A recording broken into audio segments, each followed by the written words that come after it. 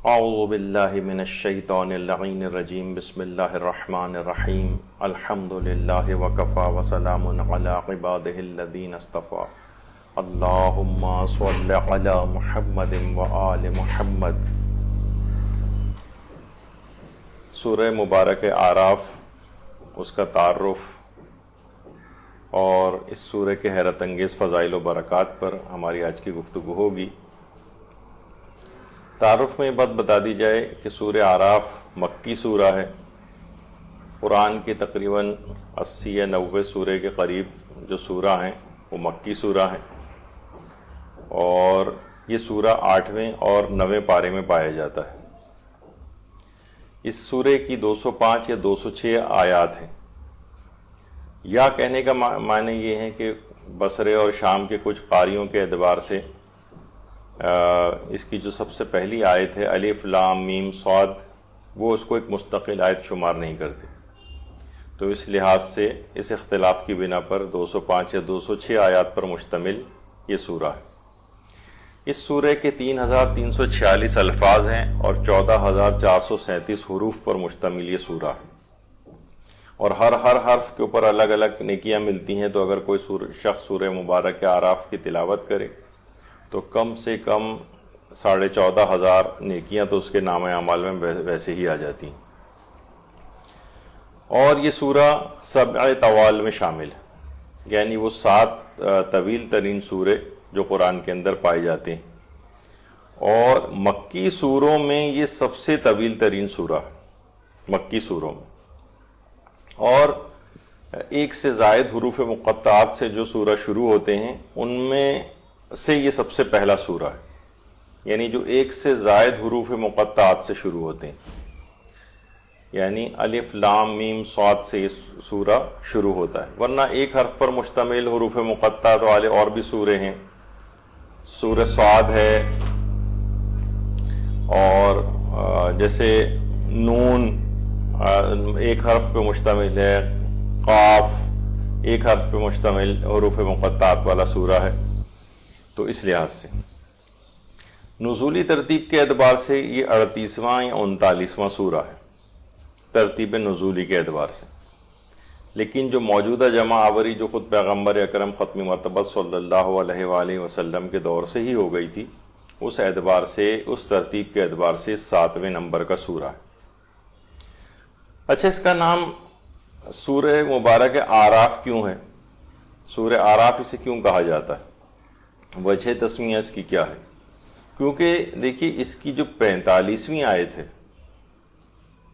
وہ اس میں اعراف کا تذکرہ ملتا ہے، مقام اعراف اور اصحاب اعراف کا، اس اعتبار سے اس کا نام سورہ اعراف ہے، جس کی تفصیل ابھی آگے چل کر آئے گی۔ اور اس کا ایک اور نام سورہ الف لام میم صاد بھی ہے، کیونکہ یہ اس کی سب سے پہلی آیت الف لام میم صاد ہے جس سے یہ سورہ شروع ہوتا ہے، اس اعتبار سے اس کا ایک نام یہ بھی ہے۔ اس کے علاوہ اس کو سورہ میقات بھی کہتے ہیں، اس نام سے بھی یہ سورہ جانا جاتا ہے۔ اسی طرح سے سورہ میثاق کے نام سے بھی جانا جاتا ہے، اس کی بعض آیات کی وجہ سے جن کا تذکرہ ابھی آگے چل کر آئے گا۔ اس سورہ کے فضائل کیا ہیں؟ فضائل سورہ اعراف، دیکھیے سب سے پہلی اور عظیم ترین فضیلت جو اس سورہ کی ہے وہ یہ ہے کہ قیامت کے دن کے ہر خوف اور حزن سے یہ سورہ دور کر دیتا ہے۔ یعنی اگر اس سورہ کی تلاوت کی جائے تو قیامت کے دن کا ہر خوف اور حزن، دیکھیے کس قدر ہولناک دن ہوگا گناہگاروں کے لیے، ہمیشہ کی زندگی کا فیصلہ اس دن ہوگا۔ ثواب الاعمال جو شیخ صدوق کی کتاب ہے، اور ہماری جو تفسیر مجموع البیان ہے علامہ طبرسی کی، اس میں ایک روایت ہمارے چھٹے امام جعفر صادق علیہ السلام سے ہے کہ جو شخص ہر مہینے میں ایک بار سورہ اعراف کی تلاوت کرے گا تو وہ قیامت کے دن ان لوگوں میں سے ہوگا جن کے لیے کوئی خوف اور حزن نہیں ہوگا، اور سورہ مبارک اعراف کی تلاوت کرنے والوں کا حساب و کتاب بھی نہ ہوگا۔ ہمارے چھٹے امام جعفر صادق علیہ السلام یہ بات ارشاد فرماتے ہیں کہ جو شخص بھی جمعے کے دن سورہ مبارک اعراف کی تلاوت کرے یہ ان لوگوں میں سے ہوگا کہ قیامت کے روز جن کا کوئی حساب کتاب نہیں ہوگا۔ آیت اللہ ناصر مکارم شیرازی تفسیر نمونہ میں ہر اس جگہ پر کہ جہاں پر سورہ کے فضائل انہوں نے تفسیر سے پہلے نقل کیے ہیں، وہاں اس بات کی تاکید کی ہے کہ یہ فضائل اس وقت محقق ہوں گے، یعنی یہ جو فضیلتیں حاصل ہوں گی کہ جب اس سورہ کے احکام کے مطابق عمل کیا جائے۔ یعنی ٹھیک ہے اپنی جگہ تلاوت کا بھی بہت عظیم ثواب ہے، لیکن حقیقی معنوں میں یہ عظیم ترین درجات اور فضائل اس وقت ہیں کہ جب انسان اس کے کم سے کم اس کے مطابق عمل کرے۔ یعنی یہ نہ ہو کہ پوری زندگی تو سورہ کے احکامات کے برخلاف گزر رہی ہو اور اس کو اتنے بڑے بڑے مقامات دے دیے جائیں، اس کے مطابق عمل بھی کرنا ہے۔ دیکھیے یہی وجہ ہے کہ علماء ایک چیز کی بحث کرتے ہیں، وہ یہ ہے کہ قرأت قرآن اور تلاوت قرآن میں کیا فرق ہے، کس چیز کو قرأت کہتے ہیں اور کس کو تلاوت کہتے ہیں۔ دیکھیے جو قرآن کی آیت بھی ہے سورہ بقرہ کی آیت نمبر 121 کہ جن لوگوں کو ہم نے کتاب دی ہے وہ اسے اس طرح سے پڑھتے ہیں جس طرح پڑھنے کا حق ہے۔ الذین آتیناہم الکتاب یتلونہ حق تلاوتہ، یعنی جو حق ہے تلاوت کرنے کا۔ اچھا اب قرأت میں اور تلاوت میں کیا فرق ہے؟ علماء فرماتے ہیں کہ دیکھیں علم و عمل کے ساتھ آیات قرآنی کی پیروی تلاوت کا حق ہے، یعنی علم اور عمل کے ساتھ، اور اس کا مفہوم قرأت قرآن سے بہت بالا تر ہے، کیونکہ دیکھیے تلاوت میں تلاوت کے ساتھ ایک قسم کا تدبر، تفکر اور عمل بھی ساتھ ہوتا ہے، اور قرأت میں فقط لفظی طور پر پڑھا جاتا ہے۔ تو بہرحال جیسا کہ حق ہے تلاوت کا، حق تلاوت کا کیا ہے کہ اس کے مطابق یعنی اس میں غور و فکر بھی کیا جائے، اس کی تلاوت بھی کی جائے اور اس کے مطابق عمل کیا جائے، اس میں غور و فکر اور تدبر کیا جائے۔ تو بہرحال یہ تلاوت کا ایک حق ہے۔ تو انسان فقط قرأت قرآن کی حد تک نہ رہ جائے، قرأت سورہ کی حد تک نہ رہ جائے، بلکہ اس کے پیغامات کے اوپر عمل بھی کرے، اس پر غور و فکر بھی کرے، جیسے کہ آگے بہت سی آیات کے متعلق ہم تفصیل سے ذکر کریں گے۔ تو اگلی اس کی فضیلت ہے کہ جو آیات سورہ اعراف ہیں یہ اپنے پڑھنے والے کی قیامت کے روز گواہی دیں گی۔ اس سلسلے میں بھی ایک روایت ہمارے چھٹے امام جعفر صادق علیہ السلام کی ہے۔ فرماتے ہیں امام کہ اس کی کچھ آیات محکم ہیں، ان پر عمل کرنا کبھی نہ بھولنا، کیونکہ یہ آیات روز قیامت اللہ کے سامنے اپنے پڑھنے والے کی گواہی دیں گی۔ تو انسان ترجمے کے ساتھ اس کو پڑھے، اس کو سمجھ کے پڑھے، جہاں اس کے پیغامات آ رہے ہیں اس کے مطابق عمل کی باتیں اپنے لیے نوٹ کرے، کیونکہ امام یہ فرما رہے ہیں اس بات کو کہ اس کی کچھ آیات محکم ہیں، ان پر عمل کرنا کبھی نہ بھولنا، کیونکہ قیامت کے دن اللہ کے سامنے اپنے پڑھنے والے کی گواہی دیں گی۔ اسی طرح سے سورہ اعراف شیطان کو بھی دور کر دیتی ہے، اور ایک روایت ہے ہمارے پیغمبر اکرم ختم مرتبت صلی اللہ علیہ وآلہ وسلم سے مروی تفسیر مجموع البیان میں کہ جو شخص بھی سورہ اعراف کی تلاوت کرے گا اللہ اس کے اور شیطان کے درمیان ایک رکاوٹ کھڑی کر دے گا، یعنی اب شیطان اس کو بہکا نہیں سکے گا۔ اسی وجہ سے ہم پچھلی نشستوں میں بھی بات کہہ چکے ہیں کہ انسان چھوٹے سوروں کی تلاوت تو کرتا ہے لیکن بڑے بڑے سوروں کو ان کی طوالت کی بنا کے اوپر چھوڑ دیتا ہے، اس وجہ سے ان کے تمام بہت سے فوائد اور برکات سے بھی محروم ہو جاتا ہے۔ تو سورہ مبارک اعراف کی آیات شیطان اور اس شخص کے درمیان ایک رکاوٹ کھڑی کر دیتی ہیں کہ پھر شیطان ان کو بہکا نہیں سکتا۔ ایک اور اس کا فائدہ یہ ہے کہ یہ سورہ کی تلاوت کرنے والا اس کو فائدہ یہ ہوتا ہے کہ حضرت آدم اس کے دوست قرار پاتے ہیں اور قیامت کے روز اس کا شفیع قرار پاتے ہیں۔ جو ہماری تفسیر مجموع البیان ہے علامہ تبریسی کی، اور مستدرک الوسائل جو ہماری کتاب ہے مرزا حسین نوری کی، اس میں ایک روایت ہمارے پیغمبر اکرم صلی اللہ علیہ وآلہ وسلم سے ذکر ہوئی ہے کہ جو بھی اس سورہ اعراف کی تلاوت کرے گا وہ حضرت آدم کا دوست قرار پائے گا، اور حضرت آدم کو اس کا شفیع قرار دیا جائے گا. یعنی دیکھیے کہ ہم سب لوگوں کے جد امجد اور باپ حضرت آدم علیہ السلام، وہ بھی اپنی اس پوری تمام اولادوں سے کس قدر محبت کرتے ہوں، تو وہ سفارش کریں گے، وہ شفاعت کریں گے. اچھا دیکھیے، شفاعت بھی دو طرح کی ہے. ایک تو یہ ہوتا ہے کہ گناہوں سے اور جو گناہ کے سلسلے میں جو عذاب ہیں ان سے نجات کے لیے شفاعت ہوتی، اور دوسری جنت میں مقامات بلند حاصل کرنے کے لیے بھی شفاعت ہوتی، یعنی نیچے کے مقامات سے اسے اٹھا کر شفاعت کر کے اسے بلند مقامات کے اوپر لے کر آیا جائے. یعنی فقط ہم یہ سوچتے ہیں کہ شاید صرف عذابوں سے بچانے کے لیے اور دوزخ سے بچانے کے لیے شفاعت ہوگی. نہیں، ایسا نہیں، بلکہ جو وہ افراد کے جو کہ جنت میں آ گئے ہیں ان کو نچلے مقامات سے بلند مقامات کی طرف لے جانے کے لیے بھی شفاعت ہوگی. تو حضرت آدم کا دوست قرار پائے گا. اب ظاہر حضرت آدم کا دوست کوئی معاذ اللہ دوزخی تو نہیں ہوگا، تو وہ جنت میں گیا ہوگا، لیکن حضرت آدم اس کے شفیع قرار پائیں گے، یعنی جنت میں بلند مقامات کی طرف اس کو لے جایا جائے گا. تو کتنا عظیم شان اس کا ثواب ہے. اسی طرح سے یہ سورہ دشمنوں کو دور کرنے والا سورہ بھی.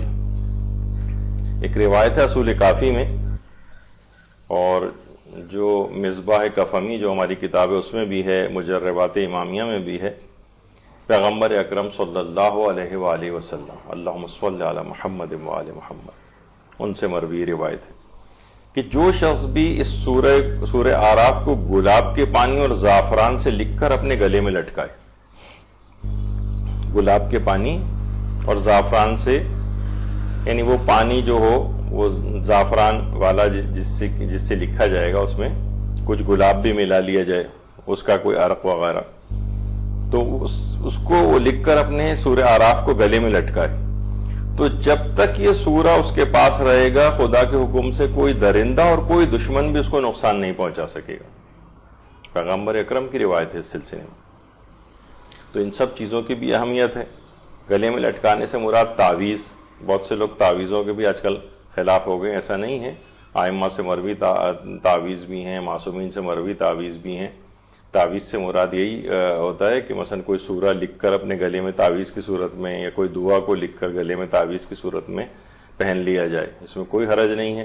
آج کل بہت سے وہابیت سے متاثر افراد ان چیزوں کے اوپر بھی اعتراض کرتے ہیں. ان سب چیزوں کے بھی اثرات ہوتے ہیں. تو دشمنوں کو دور کرنے والا سورہ ہے. اچھا، یہ سورہ وہ بھی ہے کہ جس میں دو سورتوں کی خصوصیات ہیں. علامہ محمد حسین طباطبائی نے یہ بات ارشاد فرمائی ہے کہ فرماتے ہیں کہ یہ سورہ الف لام میم صاد سے شروع ہوتا ہے. تو وہ فرماتے ہیں کہ اس سورے میں وہ سورہ جو صرف الف لام میم سے شروع ہوتے ہیں، اور سورہ صاد جو کہ ایک الگ سورہ ہے، ان دونوں قسم کے سورہ کی جو پیغامات اور خصوصیات اور مضامین ہیں وہ اس سورے کے اندر موجود ہیں. یعنی وہ سورہ جو الف لام میم سے شروع ہوتے ہیں قرآن میں، اور ایک سورہ صاد، ان سب کے کلیکٹیولی جو خصوصیات ہیں اور جو مضامین ہیں وہ سارے کے سارے صرف اس اکیلے سورہ اعراف کے اندر آ گئے. یعنی یہ سورہ بہت سارے سوروں کی خصوصیات کا ایک مجموعہ ہے اور ان کے مضامین کا. سورہ اعراف کا مضمون کیا ہے؟ دیکھیے، سب سے پہلی بات تو یہ کہ کئی دفعہ پہلے بھی بات بیان ہو چکی ہے کہ مکی سورہ جتنے بھی، کیونکہ سورہ اعراف مکی سورہ ہے، تو مکے کے اندر ابھی ابتدائی طور پر اسلام کا پیغام پہنچایا جا رہا تھا. تو وہاں پر یقیناً توحید کے مسئلے ڈسکس ہوتے تھے، قیامت کے مسئلے ڈسکس ہوتے تھے، شرک کا مقابلہ کیا جاتا تھا.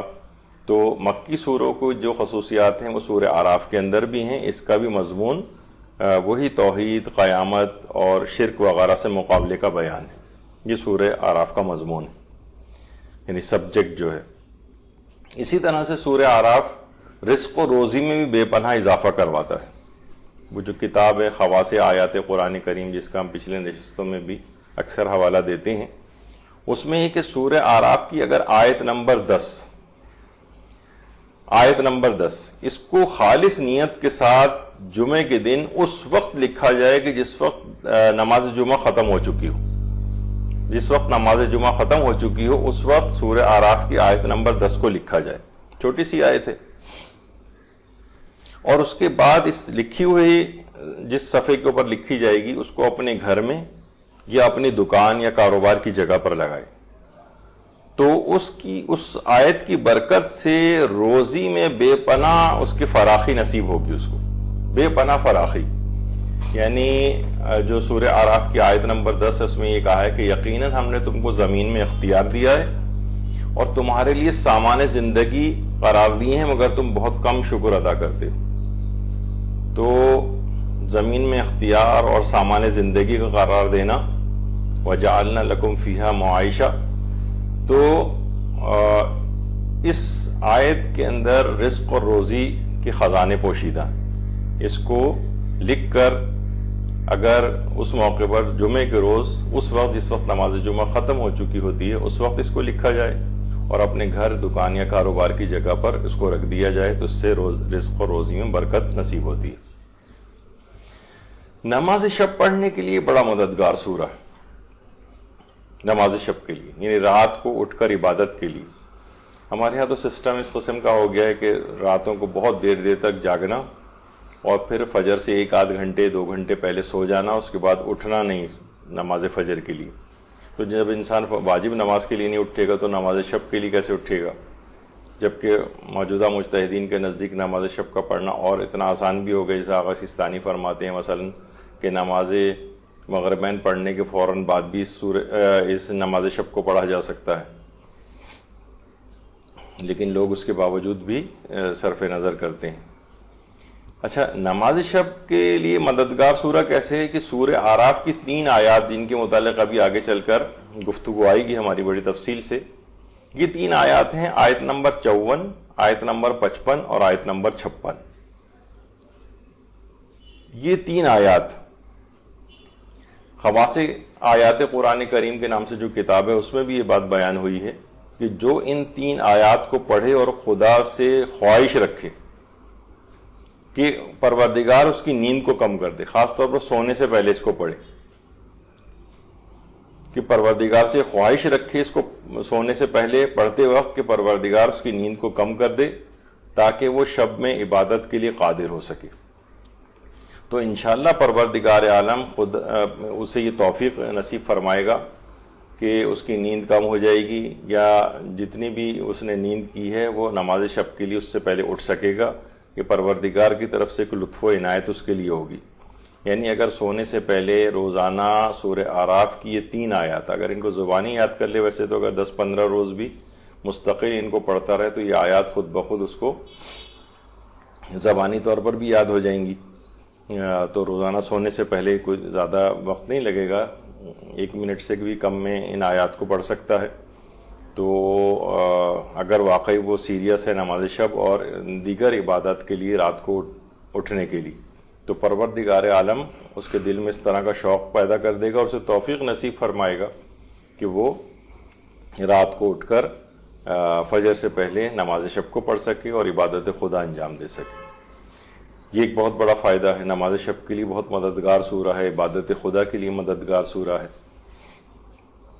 اسی طرح اگر کسی ایسی جگہ پھنس جائے, خطرناک جگہ, اور جیسے کوئی بیابان میں پھنس گیا, کسی ایسی جگہ پھنس گیا, زندگی میں بہت سے ایسے لمحات آ جاتے ہیں جہاں اس کو خوف محسوس ہو, کرے یہ میں کہاں آ گیا, اس مصیبت سے میں کیسے نکلوں, تو اس موقع پر سورہ اعراف کی آیت نمبر 54 کی تلاوت کرے. آیت نمبر 54 وہی ابھی جو اس سے پہلے بیان ہوا تھا جو نماز شب کے لیے 3 آیات تھیں, 54, 55, 56, اس کے لیے آیت نمبر 54 کی تلاوت 54. تو روایت میں یہ بات آئی ہے کہ فرشتے اس کی حفاظت کریں گے اور شیاطین کو بھی اس سے دور کر دیں گے. اچھا, شیاطین سے مراد ہمیشہ وہ جنات والے شیاطین مراد نہیں ہوتے, بلکہ بہت سے شیاطین ایسے جو انسانی شکلوں میں گھوم پھر رہے ہیں, نقصان پہنچانے والے افراد. تو چاہے وہ انسانی شکلوں میں ہوں یا جنات والے شیاطین ہوں, ان سب سے حفاظت ہو جاتی ہے. پھر بہت بڑا فائدہ یہ ہے کہ جنت میں اربوں درجات کی بلندی, جنت کے دیکھیں درجات کی کوئی حد اور انتہائی نہیں, کروڑوں اربوں درجات بلند کیے جائیں گے جو سورہ اعراف کی تلاوت کرتا ہے. پیغمبر اسلام ختم مرتبت صلی اللہ علیہ وآلہ وسلم اللہم صلی علی محمد وآل محمد سے روایت ہے کہ جو اس سورے کی تلاوت کرے گا دنیا میں یہودیوں اور عیسائیوں کی تعداد کے برابر جنت میں درجات اس کے بلند کیے جائیں گے۔ پچھلی نشستوں میں بھی یہ بات بیان ہوئی تھی کہ تقریباً اس وقت پوری دنیا میں 2.5 ارب سے زیادہ عیسائیوں کی تعداد ہے، 1.5 کروڑ کے قریب یہودی ہیں، تو اس لحاظ سے اربوں درجات اس کے جنت میں بلند ہوں گے کہ ان کی تعداد کے برابر۔ اور اگر اس سے مراد یہ ہو کہ جب سے یہودی مذہب ہے اس سے لے کر اور قیامت تک جتنے بھی یہودی اور عیسائیوں کی تعداد جو ہے اس کے برابر اگر ثواب، تو سوچیے کہ پھر یہ تعداد اور اس کا ثواب کہاں تک جائے گا۔ تو بہرحال جنت میں بے تحاشا درجات اس کے بلند کیے جائیں گے جو سورہ اعراف کی تلاوت کرتا ہے۔ اچھا دیکھیے سورہ اعراف کس وقت نازل ہوا تھا؟ سورہ اعراف کا نزول کا وقت اس وقت تھا کہ جب مکے میں مسلمان بہت سخت حالات میں تھے، اقتصادی حالات، معاشی حالات انتہا سے زیادہ خراب تھی، قریش نے بائیکاٹ کیا ہوا تھا اور شیب ابی طالب میں محصور ہو کر مسلمان رہ گئے تھے۔ تو یہ جو اقتصادی محاصرہ تھا، علامہ طباطبائی نے تفسیر المیزان میں بات لکھی ہے کہ یہ اقتصادی محاصرے کے دوران عہد و پیمان لوگوں کو یاد دلانا تھا اور اس کی اہمیت کو بیان کرنا مقصود تھا جو انسانوں نے اللہ سے کیا تھا عالم الست میں، جس کی ابھی تفصیل آگے آئے گی ان آیات کے کچھ مشہور آیات کے ضمن میں، کہ اللہ کو وہ عہد و پیمان یاد دلانا تھا کہ جو کہ اس سورے میں آگے چل کر آیت زر کے اندر پروردگار عالم نے بیان کیا۔ تو اس موقع پر یہ نازل ہوا تھا کہ جس وقت مسلمان بڑے شدید اور سخت ترین حالات میں تھے۔ اچھا جو اس کی مشہور ترین آیات اس میں سب سے زیادہ مشہور آیات سخرہ ہیں یا آیت سخرہ، آیت یا آیات سخرہ۔ اچھا اگر آیت سخرہ مراد، اگر آیت سخرہ یعنی سنگولر اس کو پڑھا جاتا ہے تو اس سے مراد آیت نمبر 54 ہوتی ہے، 54، اور آیات سخرہ اس سے مراد ہیں 54، 55 اور 56ویں آیات۔ تو سخرہ کے کیا معنی ہیں؟ ابھی آگے چل کر آپ کے سامنے آیت بھی آئے گی کہ ہر چیز اللہ کے ارادے کے ماتحت مسخر ہو گئی، ہر چیز پہ اللہ کا مکمل اختیار ہے۔ اس لیے اس نام سے مشہور جو یہ آیت ہے اس کو آیت سخرہ کہا جاتا ہے، کیونکہ اس کے اندر مسخرات کا لفظ آیا ہے۔ یہ آیت مدینے میں نازل ہوئی تھی۔ دیکھیے مکی آیات میں کچھ مدنی آیات بھی ہیں اور کچھ ظاہر ہے کہ مکی سورہ ہے تو آیات پھر مکے میں زیادہ نازل ہوئی ہیں، لیکن کچھ مدنی آیات بھی ہیں۔ تو یہ جو آیت یا آیت سخرہ ہیں یہ مدینے میں نازل ہوئی تھی۔ اچھا آیات سخرہ یہ جو 3 آیات ہیں، آیت 54، 55 اور 56، ان کو پڑھنے کے کچھ خاص الخاص اوقات بھی بتائے گئے ہیں، یعنی اس سے ہٹ کر بھی پڑھ سکتے ہیں لیکن کچھ مقامات پر یہ تاکید کافی زیادہ ہے۔ مثلا نماز فجر کے بعد ان کو پڑھنے کی بہت تاکید ہے۔ بڑی معرکۃ العرب آپ سنیں گے کہ کتنی اس کے فوائد ہیں، تو نماز فجر کے بعد اس کو پڑھا جائے۔ کچھ خاص مواقع ایسے ہیں کہ جس وقت مثلا حاجیوں کے عرفات پہنچنے کا وقت، عام مسلمان عموماً 9 ذی الحجہ کی صبح کے قریب وہاں پر پہنچتے ہیں، اور شیعہ کاروان جو ہیں وہ بہت سی انتظامی مجبوریوں کی وجہ سے 8 کی رات کو ہی وہاں پر پہنچ جاتے ہیں۔ تو بہرحال جس وقت بھی انسان عرفات کے میدان میں پہنچے تو وہاں پہنچ کر آیات سخرہ ان 3 آیات کی تلاوت کرے۔ تو اگر وہ مثلا 9 کو پہنچ رہا ہے یا 8 کی رات ہی کو پہنچ رہا ہے تو اس وقت ان آیات کی تلاوت کرے۔ پھر ایک اور موقع کہ جس موقع پر خصوصیت کے ساتھ اس بات کی تاکید ہے کہ ان آیات سخرہ کو پڑھا جائے، وہ ہے مثلا خاص طور پر مسجد میں داخل ہوتے وقت۔ جب انسان کسی مسجد میں داخل ہو تو ان آیات کو پڑھتا ہوا مسجد میں داخل ہو۔ اچھا آیت سخرہ ایک آیت ہے یا 3 آیات ہیں؟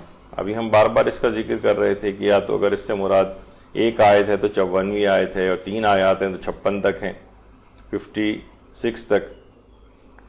تو علامہ مجلسی فرماتے ہیں کہ اس سے مراد فقط ایک ہی آیت ہے، یعنی 54ویں آیت، اور فرماتے ہیں کہ جو 55 اور 56ویں جو آیات ہیں ان کو احتمال کی بنیاد پر شامل کیا گیا، احتمال کی بنیاد پر. جو میرۃ العقول ہے علامہ مجلسی کی کتاب، اس میں علامہ مجلسی نے یہ والی بات لکھی. البتہ جو شیخ بہائی ہیں اور دیگر عرفاء ہیں وہ اس کی اگلی دو آیات 55 اور 56 کو بھی آیات سخرہ میں شامل کرتے ہیں. وہ کہتے ہیں کہ 54 کے ساتھ 55 اور 56 بھی تلاوت کی جائے. یعنی شیخ بہائی اور عملیات کے بہت سے ماہرین اور عرفاء حضرات جو ہیں وہ ان 3 آیات کو شامل کرتے ہیں. پھر ایک اور موقع کہ جہاں پر اس کے پڑھنے کی بہت تاکید ہے وہ ہے آیت سخرہ کو محتضر کے سرہانے پڑھا جائے. یعنی جو شخص حالت احتضار میں ہو اور سکرات کے عالم میں ہو، وہاں پر ایسے موقع پر جو کہ بہت ہی خطرناک لمحہ اور موقع ہوتا ہے، اس موقع پر ان آیات کو جو محتضر ہے اس کے سرانے پڑھا جائے.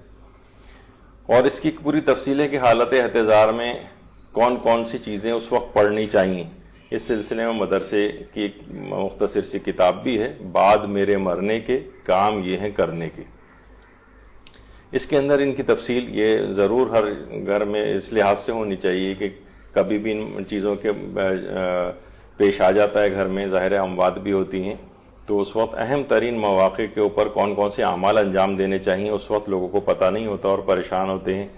تو مردے کو بھی اس سے فائدہ ہوگا، مرنے والے کو بھی، اور جو پڑھ رہے ہیں ان افراد کو بھی بہت فائدہ ہوگا، بہت ثواب حاصل ہوگا. اور یہی بات جواہر الکلام جو ہماری بڑی معرکۃ الآراء کتاب ہے، شیخ محمد حسن صاحب جواہر الکلام کے نام سے جو مشہور ہے، اس میں بھی انہوں نے جواہر الکلام میں بھی بات لکھی ہے کہ محتضر کے سرانے اگر اس کو پڑھا جائے تو انتہائی سکون اور اطمینان کے ساتھ اس کی جان نکل جاتی. اور البتہ میں نے ایک مومن مرنے والے کے سرہانے میں نے خود بھی ان آیات کی تلاوت کا مجھے شرف ملا تھا پڑھنے کا، تو میں نے خود اس بات کو مشاہدہ کیا تھا کہ انتہائی سکون، اطمینان اور آرام کے ساتھ ان کی جان نکل گئی تھی، جس طرح سے بس جیسے کوئی گہری نیند سو رہا ہو، نہ کوئی اضطراب نہ کوئی پریشانی، اس طرح سے جان نکلی. تو واقعاً ان آیات کی تلاوت کا اس موقع پر بہت زیادہ فائدہ پتہ چلتا ہے انسان کو. تو یہ آیت 54 تا 56 یہ محتضر کے سرانے پڑھی جائے. اس کے علاوہ ایک اور خاص وقت جو سورہ اعراف کی آیات سخرہ کا ہے وہ ہے نافلہ ظہر کی 6 رکعت میں. نافلہ ظہر کی 6 رکعت میں ان 3 آیات کا پڑھنے کا بھی فقہاء نے استحباب نقل کیا ہے. اس کے علاوہ جس وقت بھی انسان دعا مانگنا چاہے اور دعا کی قبولیت کے لیے بھی دعا کی اس سے پہلے آیات سخرہ کی تلاوت کرے. مستدرک الوسائل میں مرزا حسین نوری انہوں نے جلد نمبر 4 میں مستدرک الوسائل کی ہمارے چھٹے امام جعفر صادق علیہ السلام کی روایت نقل کی ہے کہ چھٹے امام نے ایک دفعہ آسمان کی جانب نگاہ کی اور سورہ آل عمران کی آیت نمبر 190 تلاوت کی. ان فی خلق السماوات والارض واختلاف اللیل والنہار لآیات لأولی الالباب. پہلے تو امام صادق علیہ السلام نے پہلے سورہ آل عمران کی آیت نمبر 190 تلاوت فرمائی اور اس کے بعد آیت سخرہ یعنی 54ویں آیت تلاوت کی سورہ اعراف کی، اور اس کے بعد پھر دعا مانگی. یعنی چھٹے امام نے سورہ آل عمران کی آیت نمبر 190 پڑھنے کے بعد اور ان ربکم اللہ الذی خلق السماوات والارض فی 6 ایام ثم استوی علی العرش سے لے کر آخر تک یہ اس آیت کی تلاوت کی. یعنی آیات سخرہ میں آیت سخرہ جو 54ویں آیت ہے اس کی تلاوت کی اور اس کے بعد پھر دعا مانگی. تو چھٹے امام کی سیرت بھی اس میں ہے کہ انسان جب بھی دعا مانگے کم سے کم ان 2 آیات قرآنی کو پڑھ کر آسمان کی جانب نگاہ کرے اور پھر دعا مانگے. اسی طرح سے سوتے وقت بھی دیگر کچھ آیات کے ساتھ ان آیات سخرہ کو پڑھنے کا الگ سے بھی نقل ہوا ہے.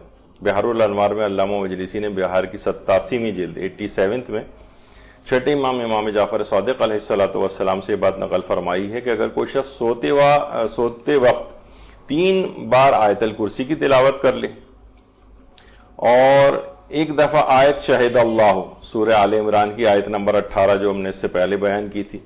اس کے علاوہ آیت سخرہ، یہی 54ویں آیت، اور ایک آیت سجدہ، اس کو اگر تلاوت کر لے تو خدا اسے شیطان کے شر سے محفوظ رکھے گا، اور 30 فرشتے مقرر کرے گا جو اس کے لیے حمد کریں گے، اس کے لیے تسبیح کریں گے، اس کے لیے تکبیر پڑھیں گے، اس کے لیے تحلیل یعنی ان لا الہ الا اللہ کا ورد کریں گے، اور اس پڑھنے والے کے لیے مغفرت کی دعا کریں گے، اور اس کا تمام ثواب جو فرشتے یہ سب اعمال انجام دیں گے، وہ 30 فرشتے، اس کا ثواب اس شخص کو عطا کیا جائے گا کہ جو ان 3 مرتبہ آیت الکرسی، 1 دفعہ آیت شہد اللہ ہو، اور آیت سخرہ 54ویں آیت اور آیت سجدہ اگر کوئی شخص پڑھے گا تو یہ 30 فرشتے جتنی بھی یہ عبادات اور اذکار انجام دیں گے، سب کا ثواب اس پڑھنے والے شخص کو عطا کیا جائے گا۔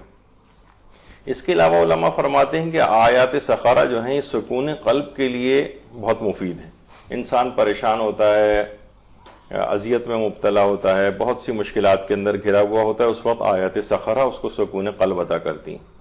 اسی طرح سے جادوگروں اور شیاطین سے حفاظت کے لیے بھی یہ سورہ یا آیات سخرہ جو ہیں یہ بہت مجرب ہیں کہ یہ ان چیزوں سے بچاتی ہیں، جادوگروں کے شر سے بچاتی ہیں، شیاطین کی شر سے بچاتی ہیں۔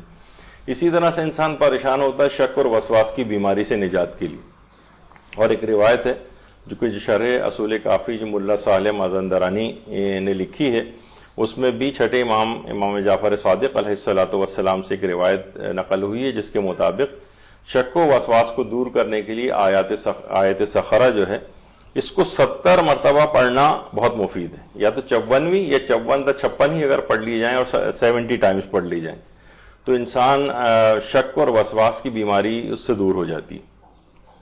یہ بہت زیادہ لوگوں کے سلسلے میں یہ چیز دیکھنے میں آئی ہے، بہت لوگ شکایت کرتے ہیں شک اور وسواس بہت زیادہ ہوتے ہیں، تو اس سے نجات کے لیے ان آیات سخرہ کو یا 54ویں آیت کو اگر پڑھا جائے 70 دفعہ 70 ٹائمز تو اس کو بہت مفید ہے اس کے لیے۔ اسی طریقے سے مرتبہ یقین پر فائز ہونے کے لیے، دیکھیے یقین ایک بہت بلند درجہ ہے۔ جو لوگ بھی گناہ کرتے ہیں، یعنی جو آدمی جس قدر گناہ گار ہوتا ہے وہ اتنا ہی زیادہ اس میں یقین کی کمی ہوتی۔ دیکھیے جس کا اسے یقین حاصل ہوتا ہے نا کہ اس میں میرے لیے نقصان ہے، وہ انسان پھر کرتا نہیں۔ مثلا آپ کو 100% پتا ہے کہ اگر میں آگ کو اپنے ہاتھ پہ لگاؤں گا تو میرے ہاتھ کو شدید تکلیف پہنچے گی، کبھی بھی آپ نے ٹرائی نہیں کی کہ چلو چولہے میں ہم ہاتھ دے کے دیکھتے ہیں اپنا کیا ہوتا ہے، نہیں، آپ کو یقین ہوتا ہے کہ میرا ہاتھ جل جائے گا۔ کبھی نہیں ہوتا کہ آپ مثلا کسی اونچی منزل سے نیچے چھلانگ لگا دیں کہ دیکھیں کیا ہوتا ہے، نہیں، آپ کو یقین ہوتا ہے کہ میں نیچے گرا اگر وہاں سے تو میری جان چلی جائے گی، کبھی چھلانگ نہیں لگاتے۔ کبھی نہیں ہوتا کہ مثلا آپ کہیں گے زہر پی کے دیکھ لیتے ہیں، ہو سکتا ہے کہ اثر نہ کرے، نہیں، آپ کو یقین ہوتا ہے کہ زہر اگر پیا تو نقصان ہو جائے گا۔ پھر جب نقصان والی چیز جس سے بچنے کا یقین ہوتا ہے اس سے تو آپ کبھی اس کو انجام نہیں دیتے، پھر یہ گناہ کیوں انجام دیتے ہیں؟ جبکہ کیا اس کا مطلب ہے کہ ہمیں اس کے مقابل یقین نہیں ہے کہ اس کا کوئی عذاب ہمیں وہاں بھگتنا پڑے گا، عذاب قبر بھگتنا پڑے گا، یا دوزخ کا عذاب بھگتنا پڑے گا، یا قیامت کے عذاب بھگتنے ہوں گے، جبکہ روایات میں یہ چیز آئی ہے۔ اس کا مطلب ہے کہ یقین کی کمی۔ تو ہمارے جو خیالات فاسدہ ہوتے ہیں ہمارے اندر، اوہام ہوتے ہیں، اور اپنی باطن کی صفائی کے اعتبار سے 70 بار ان آیات سخرہ کی اگر تلاوت کی جائے تو انسان کے یقین میں اضافہ ہو جاتا ہے، یقین میں اضافہ۔ خاص طور پر اس بات کو یعنی 70 مرتبہ آیات سخرہ کی تلاوت کا عمل، یہ آیت اللہ حسن زادہ عاملی نے بھی بتایا ہے۔ شرح مراتب طہارت، یہ آیت اللہ حسن زادہ عاملی کے فرمودات پر مشتمل کتاب لکھی گئی ہے جو انہی کے ایک شاگرد داؤد صمدی عاملی نے لکھی، جنہوں نے اس کی شرح کی۔ یعنی اگر 70 دفعہ اس کی تلاوت کر لی جائے ان آیات سخرہ کی تو انسان ایک تو یہ کہ منزل یقین کے اوپر پہنچ جائے گا، اور دوسری بات یہ ہے کہ اس سے شک اور وسواس کی بیماری سے بھی اس کو نجات ملے گی۔ تو یہ استاد صمدی عاملی، یہ شاگرد ہیں آیت اللہ حسن زادہ عاملی کے، وہ یہ بات ارشاد فرماتے ہیں کہ اگر کوئی شخص 70 دفعہ ایک ساتھ نہ پڑھ سکے تو اس کو تقسیم اور منقسم کر کے بھی پڑھ سکتے ہیں. مثلا 10-20 دفعہ ایک دفعہ پڑھ لی، پھر کچھ وقفہ دے کے پھر پڑھ لیا، اس طرح تقسیم کر کے بھی ان آیات کو پڑھا جا سکتا ہے. اور شرح مراتب طہارت، اس کے اندر بھی یہ بات لکھی ہوئی ہے کہ بہرحال اس کو تقسیم کر کے بھی پڑھ سکتے ہیں. اور اسی بات کو آیت اللہ حسن زادہ عاملی کی ایک اور کتاب ہے 1001 نکتے، 1001 نکتہ کے نام سے، اس میں نکتہ نمبر 978 جو انہوں نے بیان کیا ہے، اس میں جو سالکان ہیں، یعنی جو علم روحانیت وغیرہ کو حاصل کرتے ہیں، ان کے لیے کچھ دستور العمل دیا ہے آیت اللہ حسن زادہ عاملی نے. اس دستور العمل میں آیات سخرہ کو بھی شامل کیا ہے.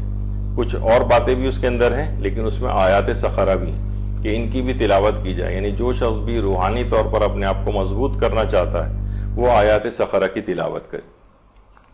اور آقا صمدی عاملی نے کچھ احتیاطوں کو بھی اس سلسلے میں ذکر کیا ہے. وہ فرماتے ہیں کہ جب یہ عمل کیا جائے، یعنی 70 مرتبہ آیت سخرہ کی تلاوت کا، کیونکہ یہ انسان کے باطن کو بہت پاک و پاکیزہ بنانے والی آیات ہے. اور اب اس میں آگے چل کر میں بیان کروں گا اس بات کو، کم سے کم 40 روز تک اگر اس عمل کو کیا جائے تو کچھ احتیاطیں ہیں جو اس دوران اس کو کرنا ہے. اس میں فرماتے ہیں کہ پہلی بات تو ہے کہ جب تک یہ عمل 40 روز تک کرے، اس دوران وہ دوسروں کے عیوب کو بالکل بھی نہ دیکھے، اپنے عیوب کی فکر کرے بس. ہمارے یہاں یہ ہوتا ہے کہ انسان اپنے عیب کو تو وہ زکام سمجھتا ہے اور دوسرے کے عیب کو کوڑ سمجھتا ہے کہ وہ اس کو تو بہت ہی خطرناک مرض یہ لگا ہوا ہے. یعنی انسان دوسروں کے عیبوں کو دیکھے ہی نہیں بالکل، اور صرف اپنے عیبوں کی فکر کرے. پھر فرماتے ہیں کسی سے بھی کچھ بھی کسی طرح کی کوئی توقع نہ کرے، اور ہر کام میں کو فقط پروردگار عالم کے لیے ان 40 دنوں میں انجام دے. اور کوشش یہ بھی کرے کہ دوستانہ علم و تقوی کے ساتھ رہے، یعنی فاسق و فاجر افراد کے ساتھ نہ رہے، دین سے لاپرواہ افراد کے ساتھ نہ رہے. جن کا جو علم رکھتے ہیں، تقوی رکھتے ہیں، اگر ان کے ساتھ اٹھنا بیٹھنا ہو تو ایسے افراد کے ساتھ اٹھے بیٹھے. اور فرماتے ہیں کہ جب تک یہ عمل چل رہا ہو 40 روز تک، کوشش کرے کہ زیادہ تر اوقات میں باوضو رہے، اور کوشش یہ بھی کرے کہ مادی خواہشات کو دماغ میں نہ آنے دے. انسان ہوتا ہے نا بہت سی مادی خواہشات، یہ مل جائے مجھے، وہ مل جائے وہ مل جائے. نہیں، ان 40 دنوں میں اپنے آپ کو ان سے پاک کرے، مادی خواہشات کو دماغ میں نہ آنے دے. اچھا، اور اپنی خوبیوں پہ تو بالکل نگاہ نہ کرے، کیونکہ وہ اپنی باطن کو بھی صفائی کرنے کا کام ہے، ورنہ انسان اپنی کچھ خوبیوں کے اوپر بھی اس کی نگاہ آ جاتی نہیں، ورنہ اس میں اندر کوئی عجب پیدا نہ ہو جائے. اپنی خوبیوں پہ بالکل نگاہ نہ کرے، اور زیادہ تر اوقات میں جو ہے وہ استغفار کرتا رہے. تو جتنے بھی منفی جو اس کے افکار ہیں ان کو نکالنے کے لیے، جن میں حسد ہے، کینہ ہے، دشمنی ہے، سوء ظنی ہے، اور شیطانی خیالات و وسواس ہیں، ان سے نجات کے لیے 70 مرتبہ آیات سخرہ کی تلاوت کرے. 70 مرتبہ آیات سخرہ کی تلاوت کرے. تو آپ دیکھیں کیسے کیسے خزانے اس سورے میں موجود ہیں، ان آیات کے اندر موجود ہیں. یہی وجہ ہے کہ شیخ محمد تقی شوستری، یہ ہمارے بڑے عالم اور عرفا میں جن کا شمار ہوتا ہے، وہی فرماتے تھے، اس کا ایک اور فائدہ نقل کرتے تھے ان آیات سخرہ کا، کہ جس کو بھی جنات وغیرہ سے تکلیف پہنچ رہی ہو، یا جنات اس کے گھر میں آمد و رفت رکھتے ہوں، جنات اس کے گھر میں آمد و رفت رکھتے ہوں، تو وہ 70 مرتبہ آیات سخرہ کو بلند آواز سے پڑھے. 70 مرتبہ آیات سخرہ کو بلند آواز سے پڑھے. اور ویسے اس سے جو ہے شیاطین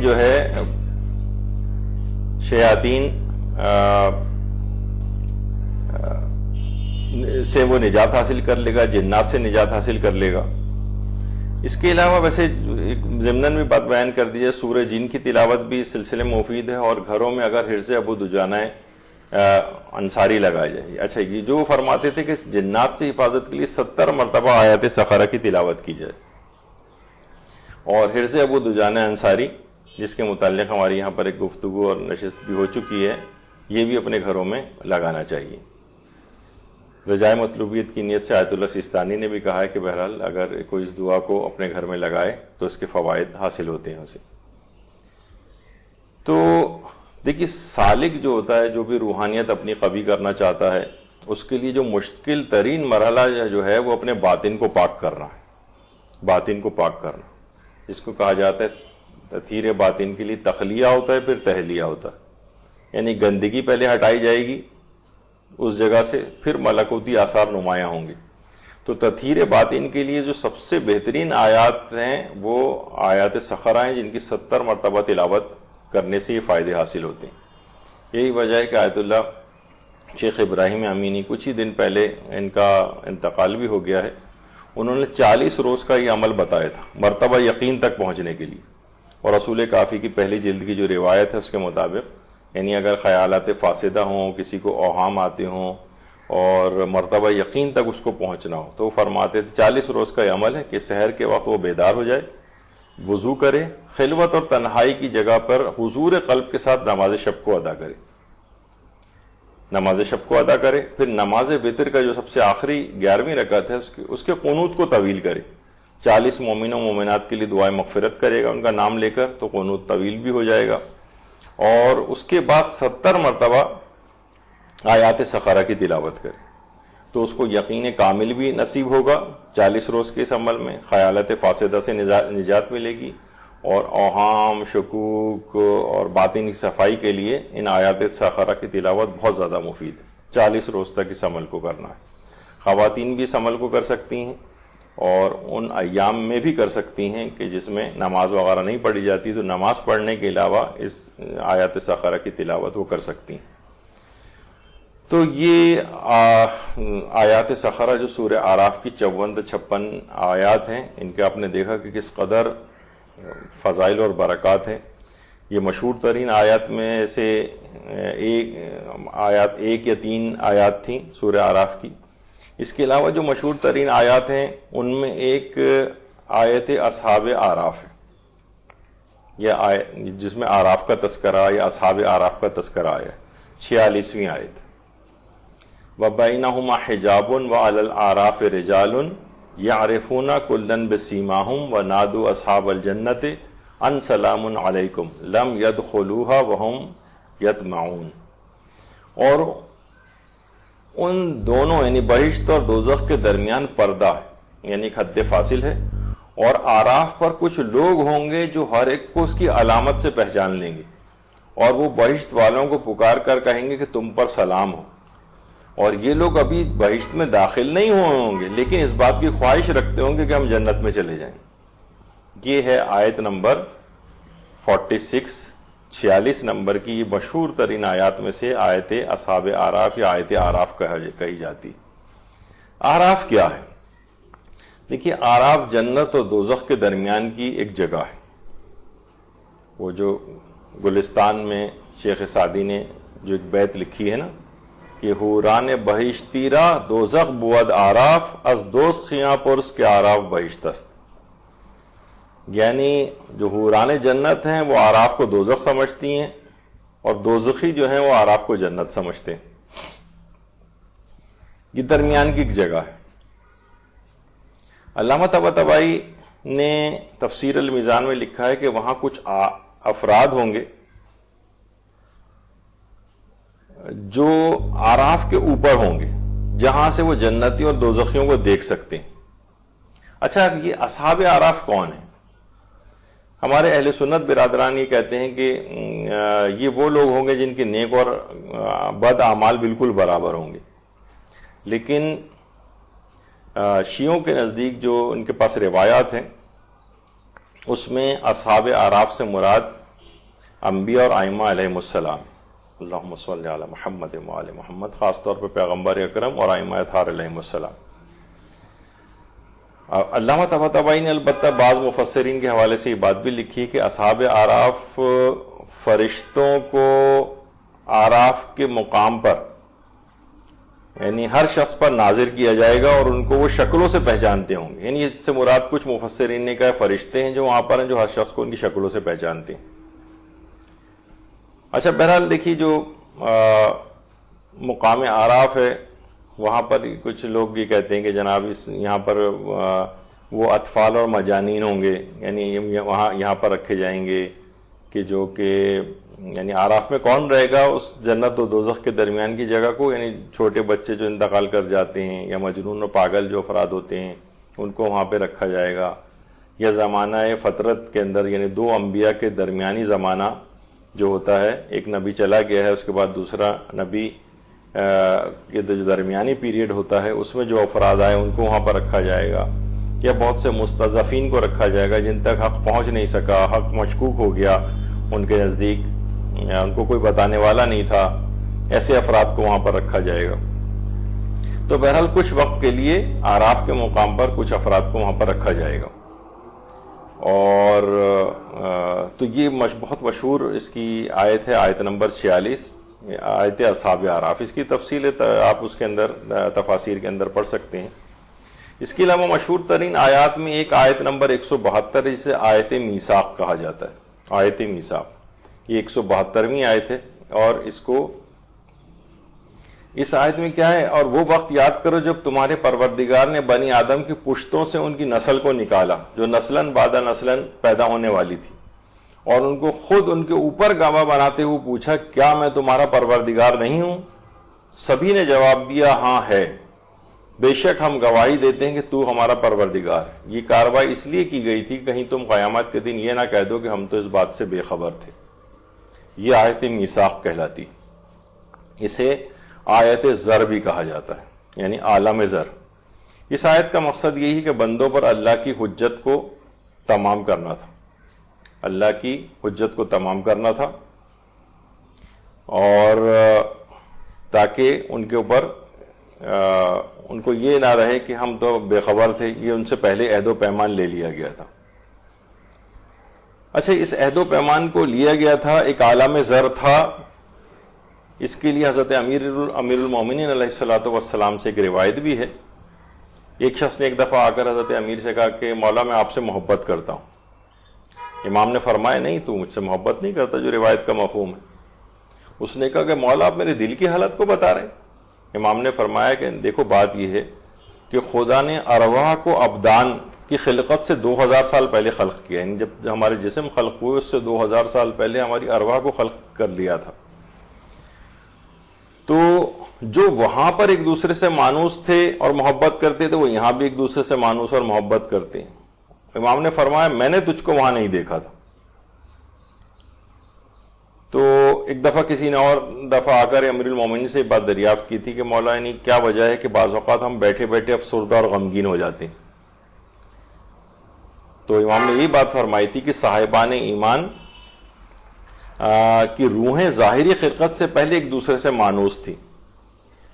تو یہی وجہ ہے کہ جب دنیا کے کسی گوشے میں بھی کسی مومن کا انتقال ہوتا ہے اور یا اس پر کوئی مصیبت آتی ہے تو تم بھی غم زدہ ہو جاتی ہو. یعنی تمہیں یعنی وہ جس وقت عالم زر میں تم اس سے یعنی مفہوم روایت کا کہ جو تم مانوس تھے اور محبت کرتے تھے تو اس دنیا میں اگر کہیں وہ دور بھی چلا گیا ہے تو اس کے انتقال پر یا وہ کسی مشکل میں ہوتا ہے تو تم غمزدہ ہو جاتے ہو، لیکن تمہیں پتہ نہیں چلتا کہ غمی کی کیفیت تم پر کس وجہ سے ہے.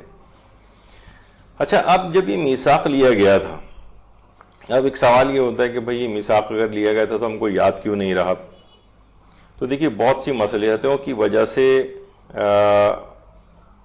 یہ چیز ہمیں بھلا دی گئی. بعض مصلحتوں کی وجہ سے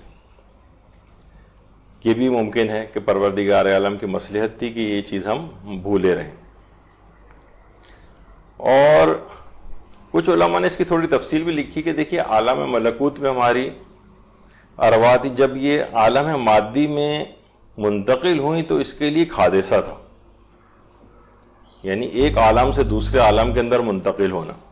جیسے ہمارے ہاں بھی میڈیکل سائنس میں بھی دیکھیے ہوتا ہے کہ بعض اوقات کوئی حادثہ ہو گیا، کوئی چوٹ دماغ پر لگی، کوئی بھی اس طرح سے کوئی چیز ہوئی تو بعض اوقات یہ ہوتا ہے کہ اس واقعے سے پہلے کی کچھ چیزیں بھول جاتے ہیں. جسے ریٹروگریڈ ایمنیجیا کہلاتے ہیں، یا انٹیروگریڈ ایمنیجیا ہوتا ہے، یعنی کسی خاص واقعے کے بعد کی چیزیں آپ جو ہیں وہ بھول جائیں. تو یہ عالم روحانی سے یا ملکوتی سے جس وقت عالم مادی میں ہم منتقل ہوئے تو یہ ہماری روح کے لیے ایک حادثہ تھا جس سے وہ چیزیں بھول گئی. یعنی پروردگار عالم کی مصلحت بھی اس میں تھی. وہ افراد کے جن کی روحانیت بہت قوی ہوتی، جیسے حضرت امیر المومنین علیہ الصلوۃ والسلام فرماتے تھے کہ مجھے وہ عہد و پیمان اچھی طرح سے یاد ہے جو پروردگار عالم نے ہم سے وہاں لیا تھا، اور میں ان آدمیوں کو بھی اچھی طرح پہچانتا ہوں جو اس وقت میرے دائیں اور بائیں موجود تھے. تو بہرحال کہ جن کی روحانیت قوی اور مضبوط ہوتی ہے ان کو وہ عہد و پیمان یاد بھی ہوتا ہے. یعنی یہ سوال یہ تھا نا کہ پھر آخر وہ عہد و پیمان اور میثاق میں یاد کیوں نہیں ہے؟ تو اس کی بہت سی وجوہات علماء نے بیان کی. اچھا، اب جو مشہور ترین آیات ہیں آیت میثاق کے علاوہ آیت خذوا زینتکم عند کل مسجد. اے اولاد آدم، ہر نماز کے وقت زینت کرو اور کھاؤ پیو. تو دیکھیے یہ ایک زمانہ تھا کہ جب کفار و مشرکین برہنہ طواف کیا کرتے تھے خانہ کعبہ کا. سوائے قریش کے باقی جتنے بھی کفار تھے وہ برہنہ طواف کرتے تھے. اچھا، اس کی بہت سی وجوہات کی گئی، یعنی علماء نے بتائی ہیں کہ ایسا کیوں وہ کرتے تھے، جو تاریخ میں ملتا ہے. یعنی دیکھیے اس کے بعد زینت کر کے اچھی حالت میں پروردگار کی عبادت کے سامنے انسان پیش ہو کہ جس وقت وہ عبادت کر رہا ہو. تو برہنہ طواف کیوں کرتے تھے؟ کہا جاتا ہے کہ وہ یہ کہتے تھے کہ ایسے لباس جس میں ہم نے گناہ کیے ہیں اس میں ہم عبادت خدا انجام نہیں دیں گے. تو پھر اس لحاظ سے برہنہ طواف کرتے تھے. کچھ علماء یہ کہتے ہیں کہ نہیں، یہ اقتصادی چال بازی تھی. قریش نے ایک اپنا مخصوص برانڈ کا احرام بنایا ہوا تھا کہ یا تو اس برانڈ کا احرام یا لباس پہن کر طواف کرو گے ورنہ برہنہ طواف کرو. جیسے آج بھی ہمارے بہت سے سکولز وغیرہ میں ہوتا ہے نا کہ جناب فلاں فلاں دکان سے ہی آپ نے کتابیں خریدنی ہیں اور کاپیاں خریدنی ہیں، فلاں فلاں دکان سے ہی آپ نے یونیفارم خریدنا ہے بچوں کا. یا ہمارے بہت سے ہاسپٹلز جو ہوتے ہیں ان کے جناب ہمارے ہاسپٹل کی لیب سے ہی آپ کو ٹیسٹ کرانا ہے، کسی اور کا ہم نہیں مانیں گے. اسی طرح سے انہوں نے بھی کر رکھا تھا کہ غریب افراد جو افورڈ نہیں کر سکتے تھے وہ برہنہ طواف کرتے تھے، اور امیر جو ہیں وہ برانڈڈ احرام پہن کر، حتیٰ کہ جوتے تک پہن کر طواف کرتے تھے. اور اگر وہ کوئی خرید نہیں سکتا تھا تو اس کے لیے ضروری تھا کہ وہ کسی بھی قرشی سے، یعنی قریش کے کسی فرد سے احرام کرائے پر لے لے. اس سے بھی ان کو بہت آمدنی ہوتی تھی. تفسیر قومی تو یہاں تک کہ حتیٰ کہ عورتیں تک برہنہ طواف کیا کرتی تھی. زمانے جاہلیت میں یہ بہت اتنا زیادہ معیوب نہیں سمجھا جاتا تھا. ظاہر ہے کہ جتنا اب تو خیر اس طرح کے بہت سے حالات یہاں پر بغیر طواف اور عبادت کے بھی پیدا ہو گئے، جتنا مختصر لباس. تو بہرحال زمانے جاہلیت میں دیکھیے ہوتا یہ تھا کہ جو جہاں پر بھی بت وغیرہ رکھے ہوتے تھے وہ یعنی کہیں پہ بھی بت رکھے ہوتے تھے تو ان کے گرد وہ وہیں پر ہی 7 چکر لگا لیتے تھے. یعنی یہ ضروری نہیں ہے کہ خانہ کعبہ ہی میں 7 چکر لگائے جائیں. اور ایک فقہی مسئلہ گویا ایک لحاظ سے انہوں نے خود سے ہی بنایا ہوا تھا کہ جس لباس میں بھی طواف کر لیا اگر کسی نے تو ضروری ہے کہ اس کو صدقہ کر دے. تو وہ چاہتے تھے کہ بھائی میں اپنا لباس صدقہ نہ کروں، تو وہ کوئی اور لباس قرض لیتے تھے یا اجارے پر لے لیتے تھے، اور جس کی حیثیت نہیں ہوتی تھی پھر وہ مجبور کرتے تھے کہ اسے برہنہ طواف کرنا پڑے گا. یعنی یا یہ ان کا یہ تھا کہ جو بھی پہلی بار حج کر رہا ہو اسے اپنے لباس کو پھینک دینا ضروری ہے، اور جو بھی اپنے لباس کو کھونا نہیں چاہتا تھا وہ عریاں طواف کر لیتا تھا. تو اس زمانے میں کیونکہ کوئی خاص عیب شمار نہیں ہوتا تھا. لیکن بہرحال جب 9 ہجری کا سن آیا اور کفار و مشرکین کا مسجد الحرام میں داخلہ ممنوع ہو گیا تو اس عریاں طواف کی بھی پابندی عائد کر دی گئی. اور بہرحال اس کے بعد یہ آیات جو ہیں یعنی جس میں مسلمانوں کو زینت کے ساتھ عبادت خدا، یعنی بہترین لباس میں، اچھے لباس کے اندر، یعنی عند کل مسجد سے مراد یہ نہیں کہ مسجد میں جاتے وقت فقط، یعنی جو بھی عبادت انجام دی جائے وہ اچھے لباس میں زینت کے ساتھ انجام دی جائے. پر انسان خوشبو لگائے، اچھے لباس کو پہنے، صاف ستھرا لباس ہو، میلا نہ ہو، اس طرح کی چیزیں. یعنی گھر میں عموماً دیکھا جاتا ہے کہ مرد حضرات کہ جناب بس ایسی شارٹس پہن کے نماز پڑھ لی، یا مثلاً پھٹا ہوا بنیان پہن کے مثلاً نماز پڑھ رہے ہیں یا اس طرح سے. یعنی وہ پروردگار عالم کے سامنے انسان جس وقت جائے تو وہ زینت کے ساتھ جائے، اچھی حالت کے اندر اس کو چاہیے کہ نماز پڑھے. تو یہ آیت خذوا زینتکم عند کل مسجد، یعنی اس کے ضمن میں یہ تھوڑی سی باتیں نقل ہوئی ہیں. اچھا، اسی طرح سے جو اس کی مشہور ترین آیات ہیں اس میں ایک آیت لن ترانی بھی ہے. لن ترانی آیت 143. اور جب حضرت موسیٰ ہمارے مقرر کردہ وقت پر آ گئے اور ان کے پروردگار نے ان سے کلام کیا تو انہوں نے کہا پروردگار مجھے اپنا جلوہ دکھا دے تاکہ میں تیری طرف نگاہ کر سکوں. ارشاد ہوا تم مجھے کبھی نہیں دیکھ سکو گے، مجھے کبھی نہیں دیکھ سکو گے. قالا لن ترانی. اب تو اسی وجہ سے اس آیت کو آیت لن ترانی کہا جاتا ہے، جس میں نفی ابد آئی، یعنی انسان کبھی کبھی ہمیشگی کے ساتھ کبھی اللہ کو نہیں دیکھ سکتا. یہاں پر ایک سوال ابھرتا ہے کہ جب حضرت موسیٰ کو علم تھا اس بات کا کہ ناممکن ہے پروردگار عالم کو دیکھنا، تو انہوں نے درخواست کیوں کی تھی پھر؟ تو آیت اللہ ناصر مکارم شیرازی فرماتے ہیں اس کی وجہ یہ تھی کہ موسیٰ بنی اسرائیل کی نمائندگی کر رہے تھے، کیونکہ بنی اسرائیل نے ایمان کو اللہ کے دیدار سے مشروط کر دیا تھا. ہم اس وقت اللہ کو مانیں گے جب اس کو دیکھیں گے. حضرت امام علی رضا علیہ الصلوۃ والسلام کی بھی روایت ہے کہ موسیٰ ایسی درخواست کرنے پر اللہ ہی کی طرف سے مامور تھے تاکہ لوگ اس کا جواب سن سکیں.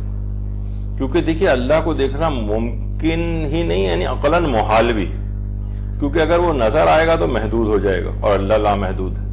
جس کو بھی دیکھا جائے اس میں یعنی آنکھ میں اور اس چیز کے درمیان کوئی فاصلہ ہونا چاہیے، یعنی وہ فاصلہ جس میں اللہ نہ ہو. مثلا آپ کی آنکھ کے اوپر بالکل اوپر جا کے کوئی ہاتھ رکھ دے تو آپ کو اپنی انگلی نظر نہیں آئے گی، کیونکہ درمیان میں کوئی گیپ نہیں رہا ہے. تو اگر وہ گیپ میں جہاں اللہ نہیں ہوگا تو اس کا مطلب ہے کہ اللہ تو ہر جگہ موجود ہے، تو یہ ممکن نہیں ہے. اور دوسرا نظر آنا جو ہے وہ مخلوق کی صفت ہوتی، مخلوق جو ہے وہ اجزاء کی محتاج ہوتی، اور جو اجزاء کا محتاج وہ حادث ہوتا ہے جبکہ اللہ واجب الوجود ہے. تو لفظ یہاں پر جو لن ترانی آیا ہے، تو لن ترانی اب یہ جو اردو کے اندر بھی بہت سے اردو شاعری میں بھی گیا دور حدیث لن ترانی، مثلا یہ علامہ اقبال نے بھی اپنے اشعار میں کہا ہے، یا لوگ عام طور پر عام گفتگو میں کہتے ہیں بھائی یہ اس طرح کی لن ترانیاں میں نہ سناؤ. تو یہ دوسرے اردو میں ذرا دوسرے معنوں میں استعمال ہونے لگا یہ لفظ، لیکن اصلاً یہ قرآن کی جو آیت ہے 143 آیت لن ترانی، تم مجھے کبھی نہیں دیکھ سکتے. تو اس میں نفی ابد ہے، یعنی ہمیشہ ہمیشہ نہیں دیکھ سکو. اب پھر وہ اس کی الگ بحث ہے کہ وہاں پر کوہ طور پر حضرت موسیٰ کو فرشتے کا نور دکھائی دیا تھا یا کن کا نور تھا، وہ اس کی ایک الگ تفاسیر کے اندر آپ اس کو پڑھ سکتے ہیں جو ہمارے اس وقت موضوع سے خارج ہے.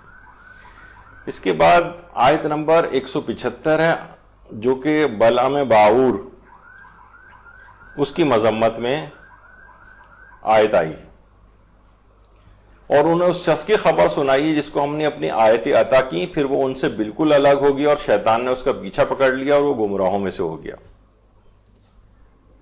اور اگر ہم چاہتے تو اسے انہی آیتوں کے سبب بلند کر دیتے، لیکن وہ خود زمین کی طرف جھک گیا اور اس نے خواہشات کی پیروی اختیار کر لی. تو اب اس کی مثال اس کتے جیسی ہے کہ اس پر حملہ کرو تو بھی زبان نکالے رہے اور اسے چھوڑ دو تب بھی زبان نکالے رہے. یہ اس قوم کی مثال ہے جس نے ہماری آیات کی تکذیب کی. تو اب ان قصوں کو بیان کریں کہ شاید یہ غور و فکر کرنے لگیں. تو یہ تفسیر مجموع البیان میں علامہ طبرسی نے یہ بات لکھی ہے کہ ایک بہت ہی عابد و زاہد شخص تھا بلعام باعور نام کا، جس نے شیطان کی پیروی اختیار کر لی تھی. بلعام باعور کی قوم نے حضرت موسیٰ اور ان کے لشکر کے لیے اس سے درخواست کی تھی کہ تم بہت ہی مستجاب الدعوات ہو، تمہاری دعائیں ساری قبول ہوتی ہیں، تم حضرت موسیٰ اور ان کے لشکر کے لیے بد دعا کرو. تو بلعام باعور نے کہا بھائی اگر میں نے ایسا کیا تو دنیا اور آخرت تو میری تباہ و برباد ہو جائے گی. قوم نے اصرار کیا کہ اگر نہیں تو میں بد دعا کرنی چاہیے. تو اس نے اپنی قوم کی بات مان لی اور حضرت موسیٰ کے لیے بد دعا کی اور حضرت موسیٰ کے لشکر کے لیے بد دعا کی. تو اللہ نے اپنی رحمت اس پر سلب کر لی اور بلعم باعور جو ہے خسارہ اٹھانے والوں میں سے ہو گیا. یہ اس کی مشہور آیات ہے جس میں بلعم باعور کی مذمت کی گئی ہے اور اس کو کتے سے تشبیہ دی گئی جس نے خواہشات نفس کی پیروی کی تھی اور وہ اس کے بعد رحمت خدا سے اس کے اوپر رحمت خدا پہلے تو وہ مستجاب الدعوات ہوتا تھا، اب جو ہے اس کی دنیا اور آخرت دونوں تباہ برباد ہو گئی. یہ اس کی مشہور ترین آیات ہیں. اس کے علاوہ ایک آیت انسات 204ویں جو آیت ہے جس کے اندر یہ چیز بیان ہوئی ہے کہ وَإِذَا قُرِئَ الْقُرْآنُ فَاسْتَمِعُوا لَهُ وَأَنصِتُوا لَعَلَّكُمْ تُرْحَمُونَ. جب قرآن کی تلاوت کی جائے تو خاموش ہو کر غور سے سنو کہ شاید تم پر رحمت نازل ہو جائے. یہ مشہور اس کی آیات ہے. دیکھیں مسلمان یہ اس موقع پہ آیت نازل ہوئی تھی کہ مسلمان اس زمانے میں جب امام جماعت قرات کر رہا ہوتا تھا تو پیچھے بھی لوگ اس کے ساتھ بلند آواز سے پڑھنا شروع ہو جاتے تھے. یعنی لوگ بھی جماعت سے نماز پڑھ رہے ہیں لیکن جو پیش امام پڑھ رہا ہے وہ سب لوگ بھی بلند آواز سے پڑھ رہے ہیں تو ان کی آواز بلند ہو جاتی تھی. اور آج بھی ہم یہ دیکھتے ہیں کہ جب بہت سے افراد جو بلند آواز سے پڑھی جانے والی خاص طور پہ نمازیں ہیں پیش امام بھی قرات اور تلاوت کر رہا ہوتا ہے جس کے الگ فقہی احکام بھی ہیں، تو بہت سے لوگ جو اس مسئلے سے واقف نہیں ہیں وہ بھی بلند آواز سے پڑھتے ہوئے نظر آ رہے ہوتے ہیں. بعد میں ان کو بتایا جاتا ہے یا برابر والا کوئی ٹوکتا ہے کہ بھائی یہ آپ نے غلط کیا تھا، آپ کو خاموشی سے سننا چاہیے تھا. تو تب یہ آیت نازل ہوئی اور مسلمانوں کو خاموش رہ کر امام جماعت کی قرات سننے کا حکم دیا گیا. اچھا بعض افراد اس سے خود سے بھی ایک چیز استنباط کرتے ہیں. یہ ایک بہت بڑا ایک اعلامیہ اور وہ ہے کہ بغیر روایات کے قرآن میں اس طرح سے صرف بس قرآن پڑھ رہے ہیں اور لفظی طور پر بہت سارے ہم دیکھتے ہیں کہ اس طرح سے افراد ہیں جنہوں نے قرآن فہمی اس طرح سے شروع کر رکھی اور خود سے پھر فقہی حکم بھی بنا لیتے ہیں کہ بھائی دیکھیے جس وقت بھی قرآن پڑھا جائے تو اس وقت خاموشی سے سننا چاہیے، یہ واجب ہے. حالانکہ یہ جو حکم ہے یہ نماز جماعت کے لیے. مثلا اگر کہیں تلاوت قرآن ہو رہی ٹھیک ہے انسان ادب میں خاموش ہو کر سننے لگے اچھی بات ہے، لیکن یہ کوئی واجب وغیرہ کا مسئلہ نہیں اور نہ یہ اس موقع کی آیت ہے. یہ اصلا نماز جماعت میں جس وقت پیش امام بلند آواز سے قرات قرآن کر رہا ہو اس وقت خاموشی کے ساتھ سننا ضروری ہے، اس وقت کا یہ حکم ہے. تو اچھا علامہ طبرسی نے یہ بات اور بھی لکھی ہے کہ بعض مسلمان دوران نماز آ کر نماز مثلا بیچ میں شامل ہو رہے ہیں نماز میں اور آ کر پوچھتے تھے کہ کون سی رکعت ہے، تو وہ جو نمازی نماز جماعت پڑھ رہا ہوتا تھا وہ کہتا تھا فلاں رکعت ہے.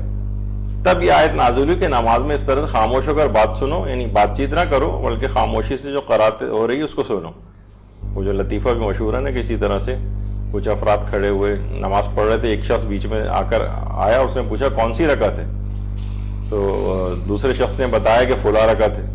تو تیسرا شخص جو اسی قطار میں کھڑا ہوا تھا صف میں، اس نے کہا ارے یہ تم کیا کر رہے ہو، نماز میں بولا نہیں جاتا ہے، نماز بولنے سے نماز ٹوٹ جاتی ہے. چوتھا بولتا ہے کہ خدا کا شکر ہے کہ میں نہیں بولا. تو بہرحال اس طرح سے سبھی کی نماز خراب ہو گئی. تو لطیفے بھی اس کے جو ہے وہ بنائے گئے ہیں. تو بہرحال یہ جو ہے عام حالات کا حکم نہیں ہے، نماز جماعت کا حکم ہے.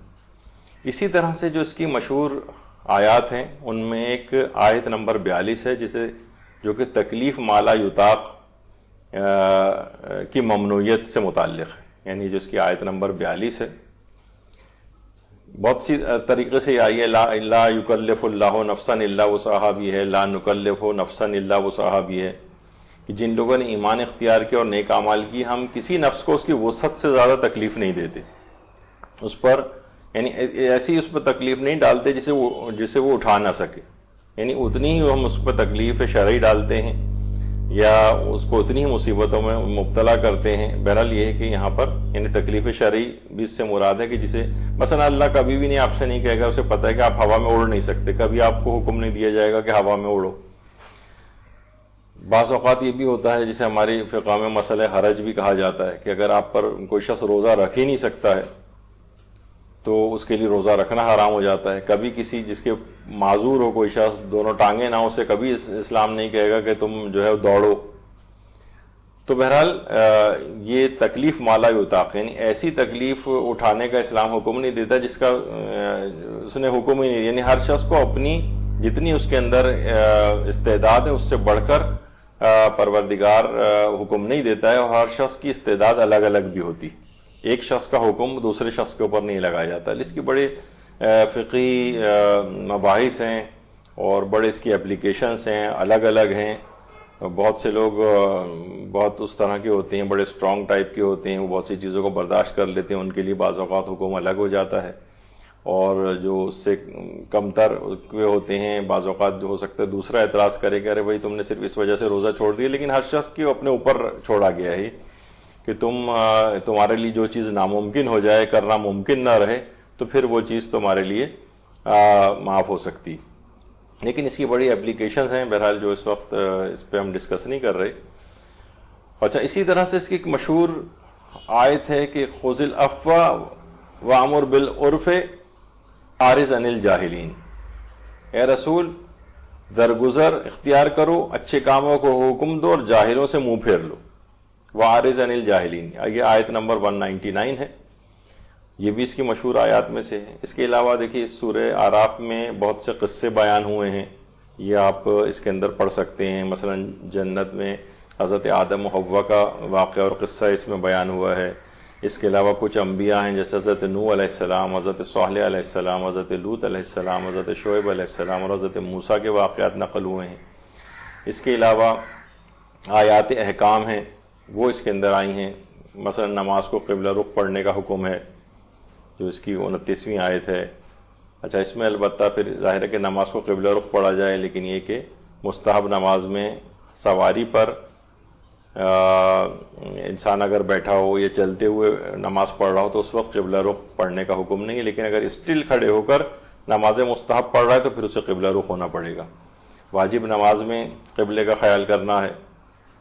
اور اسی طرح اس میں آیات حکام میں نماز میں مثلا جسم کو چھپانے کا مسئلہ 26ویں آیت میں بیان ہوا ہے. مسجد میں داخلے کا حکم بیان ہوا ہے. امر بالمعروف کا حکم آیت نمبر 199 میں بیان ہوا ہے. اس کے علاوہ نماز جماعت کو خاموشی سے قرات پیش امام سننا، یہ بھی آپ نے اس سے پہلے سنا. تو یہ سورہ بڑا ہی عظیم ترین سورہ ہے. اس کے بہت زیادہ فضائل ہیں، اس میں بہت مشہور آیات ہیں، جس میں آیت سخرہ خاص طور پر آپ نے دیکھا کہ اس کے کس قدر فضائل اور عملیات ہیں. تو اس سورے کو الگ سے بھی چاہیے کہ انسان اس سورے کو پڑھے. اگرچہ سورہ ذرا طویل ہے لیکن اس کے باوجود اس کے فضائل و برکات اتنے زیادہ ہیں. خاص طور پر سونے سے پہلے یا مختلف اوقات میں اس کی ان 3 آیات کو پڑھنے کا، جو آیت 54 تا 56 آیات ہیں آیات سخرہ، ان کو تو اپنا معمول بنا لینا چاہیے. اور مہینے میں کم سے کم ایک دفعہ سورہ اعراف کی تلاوت اگر کیلنڈر پہ مارک کر لی جائے اور اس کو پڑھا جائے تو بے پناہ فضائل، بے پناہ اس کو فوائد حاصل ہوں گے. تو سورہ اعراف کا یہ جو مختصر سا تعارف اور اس کے مختصر سے فضائل جو یہاں پر بیان ہوئے، کیونکہ یہ تو اس قدر عظمت رکھتے ہیں کہ اگر اس پہ تدبر و غور و فکر کیا جائے تو انسان نہ جانے کیا کچھ ان سورہ سے حاصل کر سکتا ہے. تو صرف اس کے اندر اشارے کرتے ہوئے ہم گزرے ہیں، اور یہ سورہ اعراف کا ایک تعارف اور اس کے فضائل و برکات آپ کی خدمت میں پیش ہوئے. انشاءاللہ اگلی نشست میں اس کے بعد والا جو سورہ ہے اس پر ہماری گفتگو ہوگی. وصلی اللہ علی محمد وآلہ الطیبین الطاہرین. اللہم صل علی محمد وآل محمد وعجل فرجہم.